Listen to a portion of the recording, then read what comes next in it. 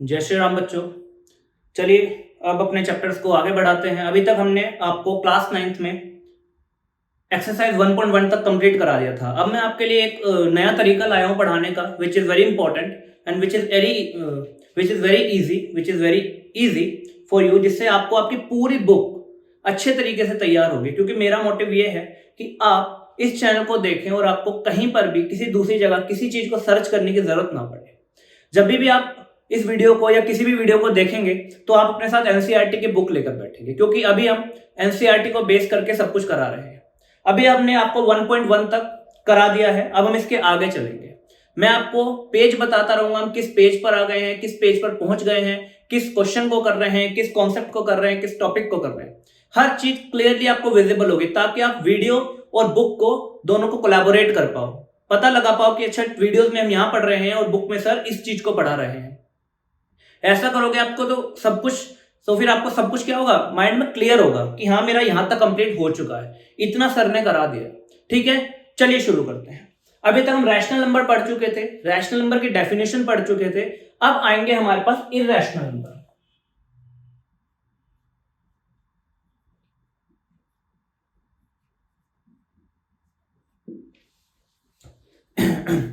Irrational number. अब ये भाई इरैशनल नंबर क्या है, ठीक है देख लेते हैं। और यहां से ही आपने एक वर्ड और पढ़ा होगा, रियल नंबर। ये रियल नंबर भी क्या है, ये दोनों चीजें हम पढ़ने वाले हैं। देखिए रैशनल नंबर, अगर डेफिनेशन की बात करें तो हमने कहा था rational number are those number which can be written in the form of P upon Q. भाई जो पी अपॉन क्यू की फॉर्म में लिखे जाएंगे रैशनल नंबर हो जाएंगे। ठीक है, तो इरैशनल क्या हो गए, उसके उल्टे, मतलब कि जो नंबर पी अपॉन क्यू की फॉर्म में नहीं लिखे जा सकते वो नंबर आपके इरैशनल नंबर हो जाएंगे। मतलब can not be return, can not be written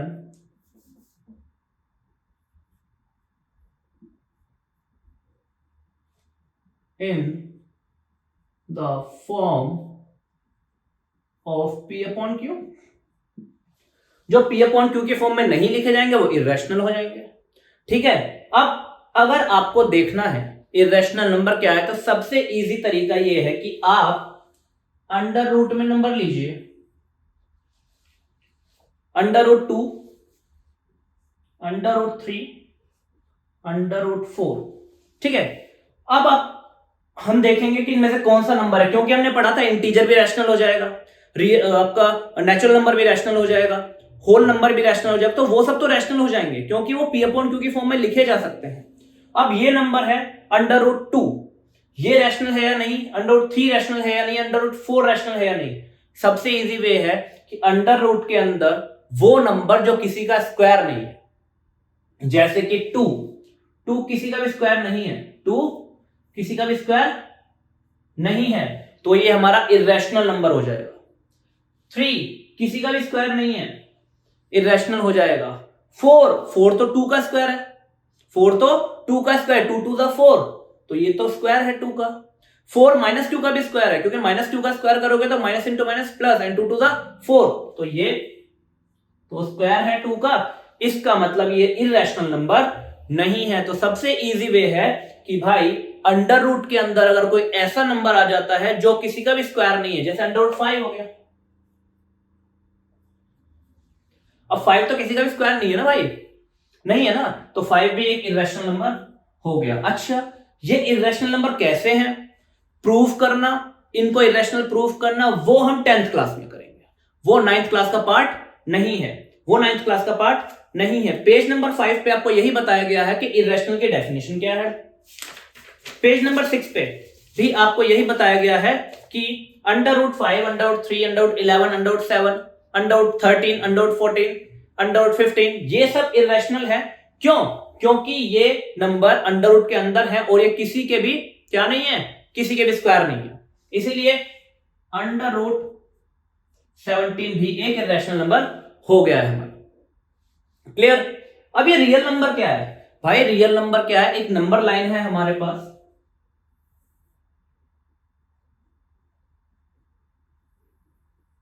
एक नंबर लाइन है हमारे पास। इस नंबर लाइन पे हम दो टाइप के नंबर लिखेंगे, रैशनल भी और इरैशनल भी।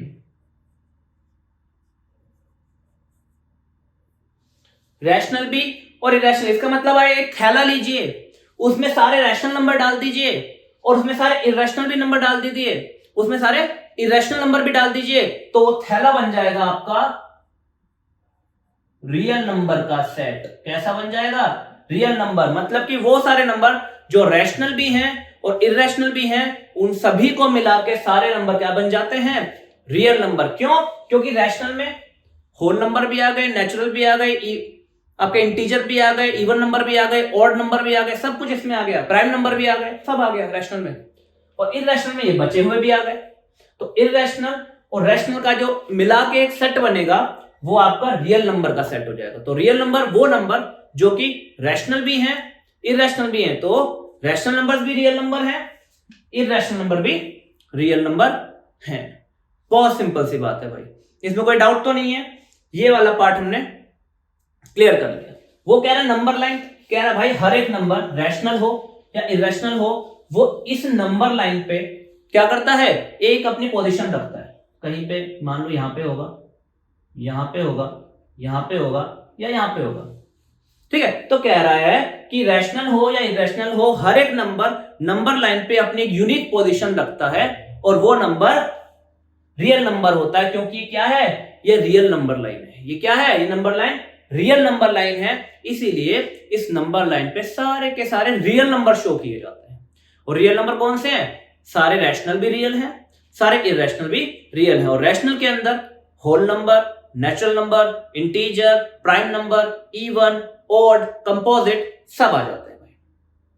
क्लियर है मेरी बात? ओके। अब यहां पर इस वाली एक्सरसाइज में जो सबसे मेन क्वेश्चन है वो ये है कि भाई रैशनल या इरैशनल। रैशनल तो हमने पढ़ दिए, अब आते हैं इरैशनल नंबर कि भाई इरैशनल नंबर को नंबर लाइन पर रिप्रेजेंट कीजिए। क्या कीजिए? इरैशनल नंबर को नंबर लाइन पर रिप्रेजेंट कीजिए। बच्चे इसमें बहुत कंफ्यूज होते हैं, हम इसको अभी करते हैं। Example number 3, locate √2 on number line. √2 को जो कि इरैशनल नंबर है, क्या कीजिए? उसको नंबर लाइन पर रिप्रेजेंट कीजिए। उसी चीज को करते हैं हम लोग। तो हमारा कॉन्सेप्ट है कि लोकेट √2 ऑन नंबर लाइन। ठीक बात, यही बात है ना भैया? कोई बात नहीं, आओ देखते हैं। देखो हम नंबर लाइन पे किसी भी नंबर को कैसे रिप्रेजेंट करते हैं, आइए। मेरे पास एक ही नंबर लाइन है, इसमें 0 1 2 3। ठीक है, क्योंकि ये रियल नंबर लाइन है तो भाई साहब इस पे इंटीजर भी आएंगे, नेचुरल नंबर भी आएंगे, रैशनल भी आएंगे और इरैशनल भी इसी पे आएंगे। अच्छा, कोई मुझे कहे कि 1 को लोकेट करो, तो मुझे पता है यहां से यहां तक के डिस्टेंस को 1 कहा गया है, तो मैं इसे 1 बोल दूंगा। कोई मुझे करे कि भाई 2 को लोकेट करो, तो आप कहोगे सर यहां से यहां तक के डिस्टेंस को 2 बोला गया है, 2 को आप लोकेट कर दोगे। कोई आपको कहे 1.5 को लोकेट करो, 1.5 मतलब एक से आधा ज्यादा, 1.5, दिस इज 1.5, दिस इज 1.5। आप ऐसा क्यों कर पा रहे हो? क्योंकि आपको पता है भाई ए कितना है, 2 उसका डबल है, 3 उसका ट्रिपल है, 4 उसका 4 गुना है, 1.5 उसका एक और आधा है, 0.5 जो एक है उसका आधा कर दो, आपको डिस्टेंस पता है। इसका मतलब अगर आपको पता लग जाए कि ये जो √2 है कितना लंबा है, यहां से यहां तक इसकी डिस्टेंस है, तो आप बोलोगे सर यहां से और यहां तक आपका √2 आ गया सर, आप इसको लिख दोगे दिस इज √2। तो बेसिकली मुझे क्या पता लगाना है? मुझे पता लगाना है कि ये √2 कितनी डिस्टेंस है, कितनी दूरी है भाई, कितनी डिस्टेंस कवर करता है √2। जैसे ही मुझे पता लग जाएगा मैं उसे लोकेट कर दूंगा, क्योंकि 1 का मुझे पता है, 2 का पता है, 3 का पता है, सबका पता है, राइट। तो वही चीज सीखने के लिए आओ एक काम करते हैं। चलिए अब हम क्या करते हैं, एक राइट एंगल ट्राइंगल बना लेते हैं।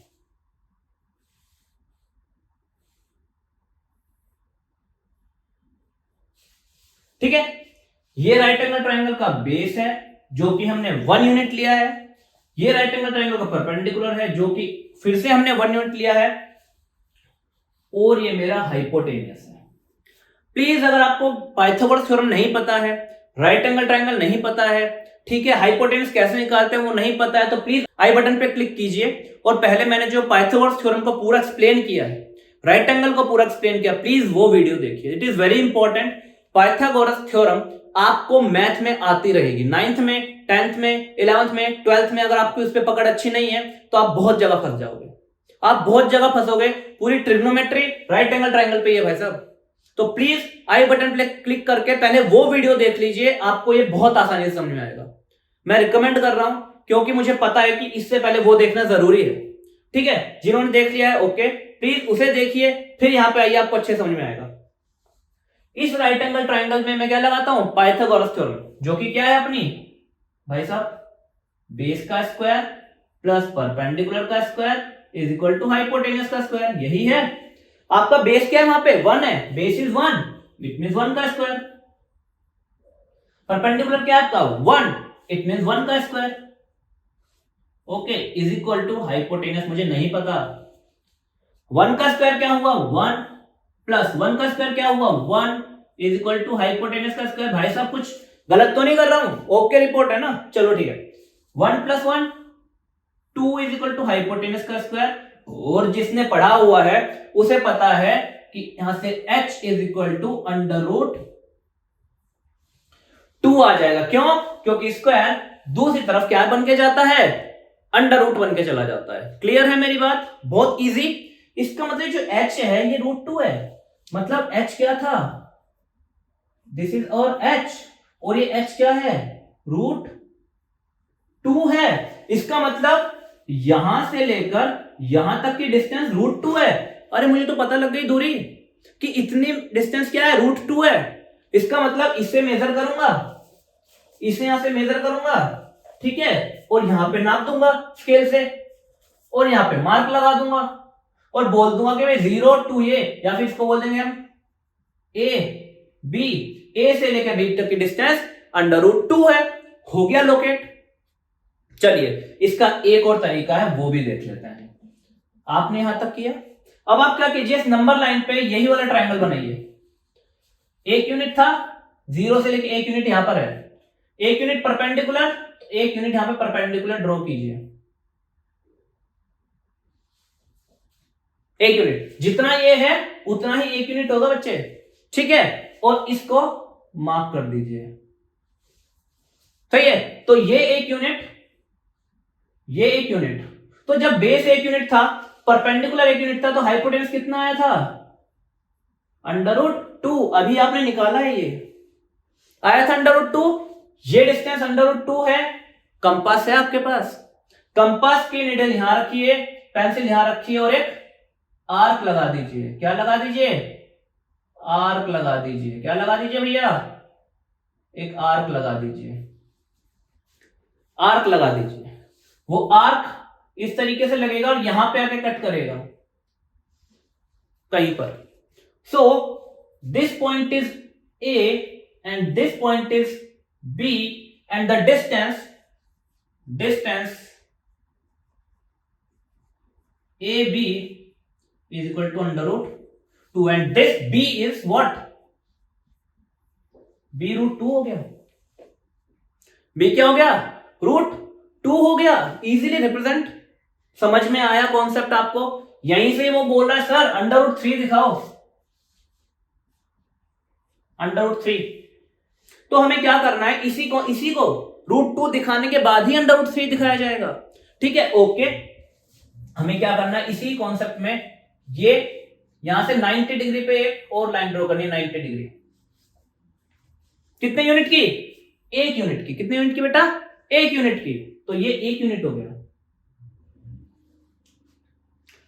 तो अब मैं इसको अगर ज्वाइन कर देता हूं ऐसे, तो क्या हुआ, ये बेस बना, ये परपेंडिकुलर बना, और 90 के सामने ये हाइपोटेनस बन गया। तो मेरा बेस हुआ, यहां पर आ जाते हैं, मेरा बेस हुआ अंडर रूट 2, परपेंडिकुलर हुआ 1, what will be the hypotenuse, करके देख लेते हैं। बेस का स्क्वायर मतलब कि √2 का स्क्वायर, √2 का स्क्वायर प्लस परपेंडिकुलर स्क्वायर मतलब कि 1 का square is equal to hypotenuse का स्क्वायर। √2 का स्क्वायर अंडर रूट से स्क्वायर कटेगा तो आएगा 2 प्लस 1 का square 1 is equal to h square, हो जाएगा 3 is equal to h square. तो यहां से h कितना आ गया, √3 आ गया बच्चे, आ गया। तो मतलब ये जो मेरा हाइपोटेन्यूज है यहां से यहां तक, दिस इज व्हाट √,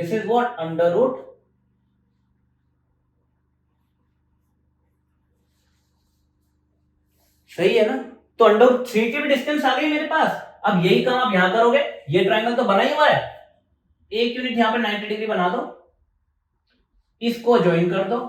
√2 ये है, 1 ये है, तो ये कितना आएगा, ये कितना आएगा, ये √3 आएगा। कंपास है आपके पास, कंपास लीजिए, यहां पे डिस्टेंस लीजिए और एक आर्क लगा दीजिए, ये कुछ यहां पे आके कट करेगा, ठीक है। इस पॉइंट को आप सी बोल दीजिए, सी, और आप यहां बोल दीजिए क्या कि भाई डिस्टेंस OC या AC, sorry, AC is equal to √3। समझ में आई या बात नहीं समझ में आई, क्लियर है। तो √2 को हमने नंबर लाइन पे शो करा, √3 को हमने नंबर लाइन पे शो करा। प्लीज पहले जाके पाइथागोरस थ्योरम वाली वीडियो देख लीजिए, it is very important. Without Pythagoras theorem आपको ये कॉन्सेप्ट थोड़ा सा डिफिकल्ट लगेगा, ठीक है, ये कॉन्सेप्ट, ठीक है।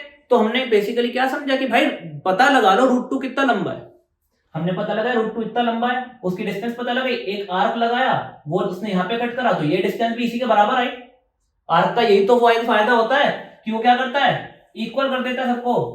तो भाई ये डिस्टेंस इसके बराबर आई, और ये डिस्टेंस ये कितनी थी √2, तो ये भी कितनी हो गई, √2 हो गया नंबर लाइन पे लोकेट। समझे मेरी बात या नहीं समझे, ठीक है। आपके लिए होमवर्क दे रहा हूं, आपके लिए HW दे रहा हूं, होमवर्क खुद करोगे।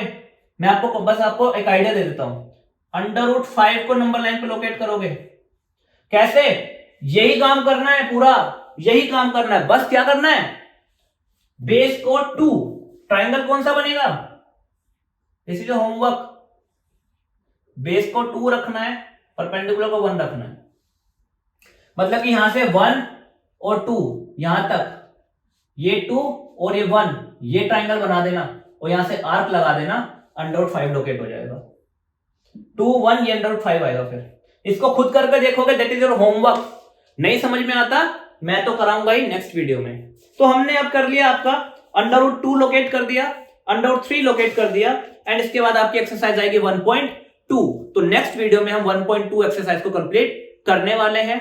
अभी हमने पढ़ लिया है कि इरेशनल नंबर क्या होते हैं, रियल नंबर क्या होते हैं, रैशनल और इरेशनल मिलकर रियल बनाते हैं, जो इरेशनल होते हैं उनको कैसे पहचाना जाए, अंडर के अंदर वो नंबर जो किसी का स्क्वायर नहीं है, और इरेशनल नंबर्स को नंबर लाइन पे कैसे रिप्रेजेंट किया जाता है वो भी हमने सीख लिया।